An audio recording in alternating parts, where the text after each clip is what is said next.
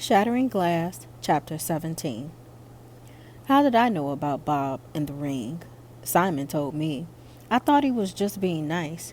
He said he was telling me so I would notice it was missing and ask Bob about it. It never crossed my mind to wonder how Simon knew the story. Not then. Ginger Donaldson. We took Glass to the Department of Motor Vehicles for his written exam. We shoved him in front of us until he reached the counter, where an emaciated man with thick trifocals eyed us with ingrained adult suspicion. As they moved through the layers of his lenses, his eyes wavered as if underwater. "Who's taking a test?" he growled in a surprisingly deep voice. We pointed at Simon. "Him. Don't tell me you're his mother's, right?" "Almost," Bobster said. "We more or less gave birth to the new Simon. Did you kill the old one or just trade him in?" "Seriously, sir, what kind of a support system?" "Cheerleaders." Rob turned on his charm, full wattage. It bounced off the clerk without making a dent. The clerk slapped the test on the counter.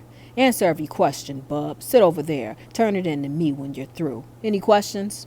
"No, sir. It seems self-explanatory." Simon sat down and hunched over the test. He scanned the test and picked up the pencil. In 10 minutes, he looked up, scanned the test again, and brought it to the front counter. "What do you want?" the skinny man sneered. "If you had questions, you should have asked them before you started." "No questions, sir. Do you grade it now?" "You're finished? Turning it in?" Glass nodded. "You answered all the questions like I told you?" "Yes, sir." "Do you grade it now?" "Hold your horses." He snatched the test from Simon's fingers and shuffled to a small desk behind the counter. Scraping a chair back, he sat, his bones making a loose pile in the chair. He pulled an answer key over Simon's paper, adjusted his trifocals, and leaned over the test, his red pen ready for action. We gathered at the counter and watched. The pen never moved. Finally, the geezer grimaced and wrote a score on the paper. 100. We hooted and cheered and slapped Glass on the back until he begged for mercy. 100, 100! Geez, that's unbelievable!" Coop shouted. I had to take it 3 times and use cheat notes to finally get a 70. We coughed to cover Coop's words as the desk clerk leaned forward, interested. "That Coop is such a joker," Bobster said, grabbing Coop by the neck and herding him out of the office. I knuckled Coop's head. "You big ox, that's a good way to get your license jerked. How can you be so dumb?" Coop screwed up his face as if his feelings were hurt, thought a minute, and grinned. "Years and years of practice," he said. "Come on, guys, let's go celebrate Simon's victory. Yo!" "Yo," we answered. Simon paused, looking at us, flushed and smiling. He lifted one raised fist into the air. "Yo!" he shouted and turned in a circle, raising both fists and jumping. "Yo!" Later, we sat in the Pizza Palace, staring down at Simon's authentic driver's license. "That's great, Glass. Now we can put the rest of the plan into action." "Rest of plan?" Simon asked, the question for all of us. "What rest?" I asked. "You wanted Simon to be popular, and he is." "Nope," Rob said. "It's a guesswork now. Is he or isn't he? We need a way to keep score, a way to prove that Simon is now one of the chosen." "There's no way to do that," Bob said. Coop looked up from his plate. "Do you say, 'Hey guys, vote, is Glass popular or not?'" Rob stared at Coop like he had grown another head. "Coop, you're a genius." "Huh?" Coop asked. "Class favorite," Rob said. "Huh?" Glass said. "What's class favorite mean?" Rob asked, excitement rising in his tone. "It doesn't say you're ambitious or athletic. It means you're liked." He looked around. He gazed, touching each of us, pulling us in. "It's our scorecard. Simon Glass is gonna be the next class favorite." Coop smiled and nodded, Rob's excitement fueling his own. "That's cool. Glass, you've put up with lots of crap, and standing up there with the faves would be like, I don't know, the turds all apologizing or something." He raised his mug. "All right." Bob raised his mug too. "Hey, as long as I voted most handsome, I can get with Glass being the fave." I met Rob's stare. "You'll be class favorite this year. It's a done deal." It felt like his eyes were boring straight through the back of my head. I want Glass to win. I didn't understand. Why was this thing with Simon so damned important? What hole was in Rob that only the triumph of Simon Glass would patch? I told you before, me getting class favor is too easy. It will be more fun for Simon to win. Rob raising his mug to Coops and Bob's. To fun, to power, to us. I lifted mine and Simon hoisted his. We clanked them together. To Simon Glass, our class favorite, Rob said. We all drank. Rob returned his mug to the table. Okay, the man is mobile. Now we can set him up for a date to the favorites dance. He has to have the perfect date, Rob drawled as he eyed me. Right, young? I have to go meet Rana, I said. She wants to proofread her research paper. Sure thing. Have fun. Rob's smile didn't make it to his eyes. Christmas break approached. Bob's family was skiing in Breckenridge. Coop wrangled a job assisting the weight trainer at a fitness club. Rana and her family were heading to Illinois to visit her grandmother, and Rob just said that he was leaving town. The day we got out of school, Simon delivered a kick to Lance's nuts. At lunch, the cafeteria was louder than normal with pre-Christmas mania. Bobster and this week's girlfriend, Coop and Rana and I headed for the large table that Rob and Glass had staked out. Rana, over here by Simon. I need to confab with Young. Rana hesitated, looking at me for some signal, but Rob got up, slick as an eel, and took Rana's tray. He placed it next to Simon's and pulled out a chair. Entertain the Glass man, darling. Rob sat back down and gestured for me to sit beside him. Coop, do you want my cake? Rob asked. Nope. The whole group stared. Coop was refusing food again?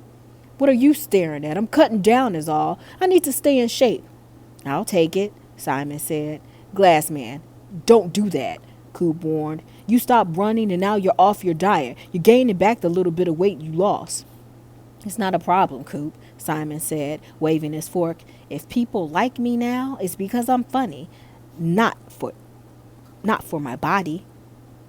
You can't change the plan, Rob said. Simon's eyes snapped, and I saw the spark more than flicker, then fan into a distinct flame. Simon cleared his throat. Fine, Rob. Whatever you say. I don't want your cake. He got up. Where are you going? Rob's voice was a fist. To get a candy bar. Want one? And Simon smiled wide and sunny as he strolled away. Rob shrugged. To each his own.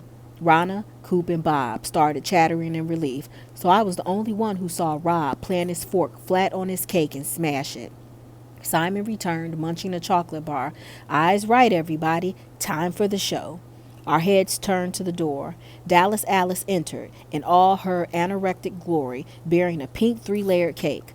Plump strawberries encircled the top and base. She blushed as she paraded through the tables and set the cake down, with a flourish in front of Lance Ansley. You could have heard a mouse fart. Lance didn't look at Alice. He purpled in combined embarrassment and rage. What the hell is this? It wasn't the reaction Alice expected. Everyone could read in her face that she finally knew she'd been tricked. Her eyes dropped to the floor and she mumbled, It's for you, Lance. Lance put 2 fingers against the plate and pushed the cake across the table. I don't want your damn cake, Alice. He paused, looking around at the Google Eye watchers. Get lost. Alice wilted, her mouth drooping into a quivering line. It's for you, Lance. You said you like surprises. You said you like strawberries. She plucked at her hair and smoothed her dress. It was all in the letter you wrote me. Someone tittered in a falsetto squeak. In the letter you wrote me.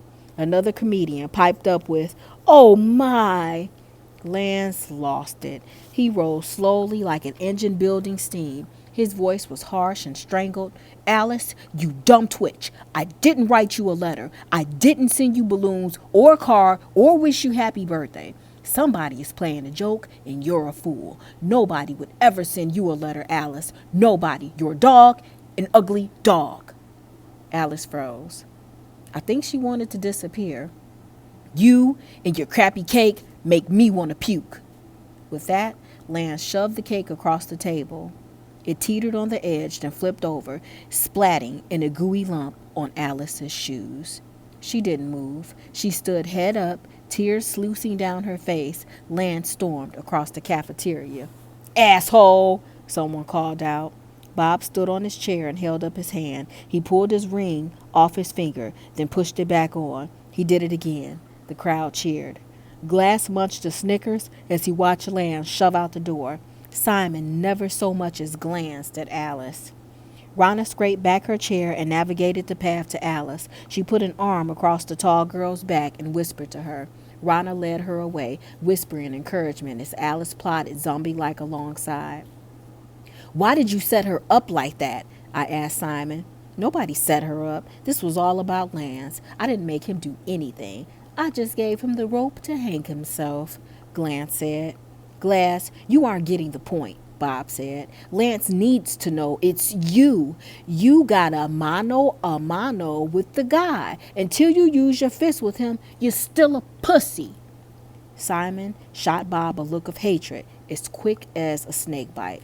And then he smiled and got up, crumbling the candy wrapper in one hand. He tossed it at the garbage can, where it bounced on the rim, rocked, and dropped to the floor. Almost there, Simon stepped out into the hall. Simon called that night while I was at Rana's. She held the phone while she played with my earlobe. Sure, we'll be there in a bit. She plunked down into my lap. That was Simon. He has pizza and videos. The rest of your buddies are on their way. I'm past uninterested, I said, nuzzling the back of her neck.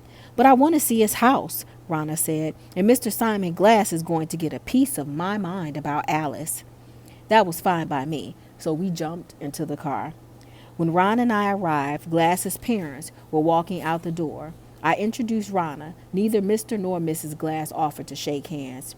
We're off to the club for the evening, Mrs. Glass said. We're awfully glad Simon is making friends these days. But a house full of teenagers?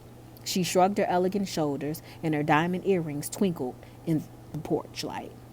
Rana and I made nice and said goodbye. Mr. Glass escorted his wife to their gray Mercedes. Wow, aren't they fun? Rana said. I met them once before. Trust me, they were bubbly tonight. Poor Simon, Rana said. She looked up at me with an aha expression. That's it. He doesn't know how to be nice to people. She looked back over her shoulder. He couldn't learn it from these two. Simon appeared at the door and ushered us in. Rob was with Blair. Coops and Bob's girlfriends had already left town for the holidays. Simon gave Blair and Rana a guided tour of the house. Hey, Bob said, peering into the refrigerator. There's no beer. Nope, had to wait until Simon's parents left, Rob said. He doesn't have a fake ID anyway. Bob was our designated booze buyer because he had the supposedly lost copy of his brother's ID. That's cool as long as he's paying, Bob said. I am. Simon appeared behind me. He handed Bob some bills. Can you go soon? The pizza should be here in 30 minutes. Done. Bob shoved the money into his pocket. Back in a few. He headed out. What videos did you get, Simon? Blair asked. Simon led Blair and the others back to his study. Rana grabbed my hand and held me back. Is this the saddest place you've ever seen? Sad? She leaned back against the counter and folded her arms across her chest.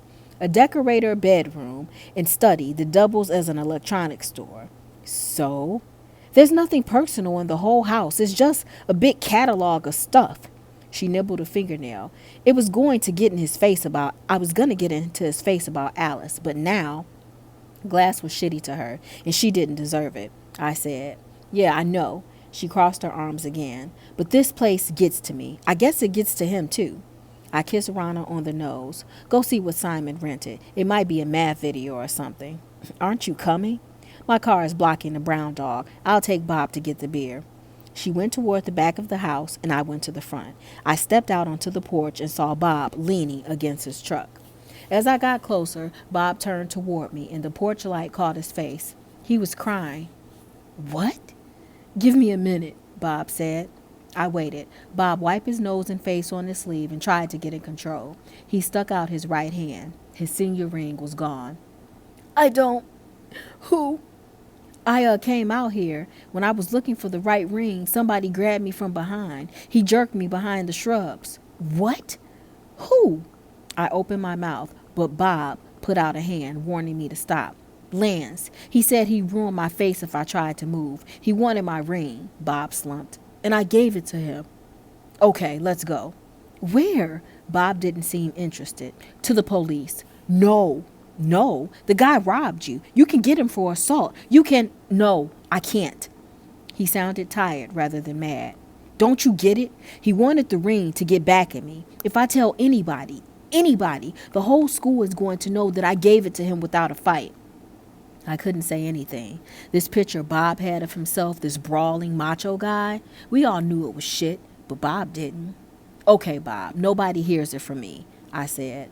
Bob pounded the truck door with both fists, and I called Glass a pussy for not whipping Ansley's ass. Shit! Come on, I said. Let's go get the beer. Bob was quiet the rest of the evening and left early. Nobody noticed the ring. As I drove Rana home, she took off her shoes and pressed her feet against the dash, navy blue socks with little red stars. I don't get this Simon thing. What do you mean?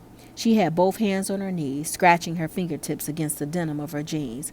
About Rob and Simon, and class favorite. I didn't hear that as a question. I waited. You said that it will make Rob feel in control. Right, that he can manipulate people to vote for the prize putts, I said.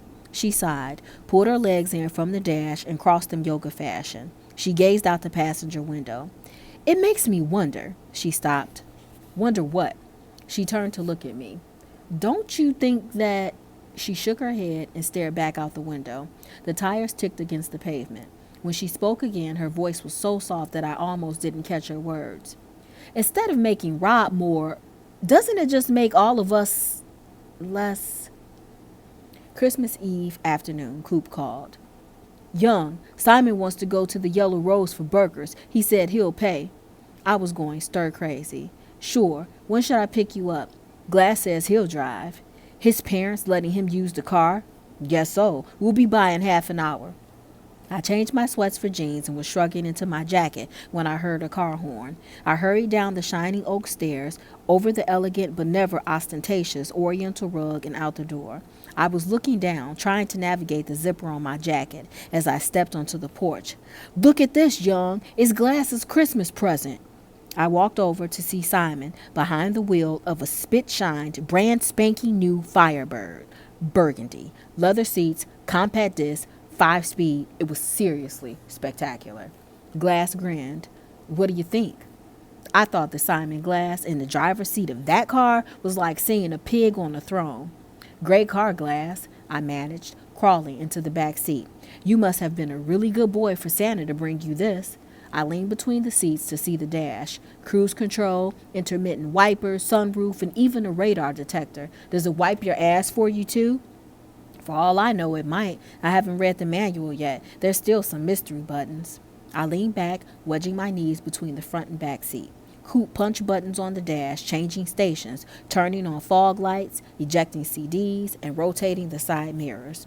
Glass downshifted, smooth as a cat's whisker, as he negotiated a quick left turn. It struck me that there wasn't a whisper of the bumbling, afraid he wouldn't be like Simon in this car. Where had he gone? And when?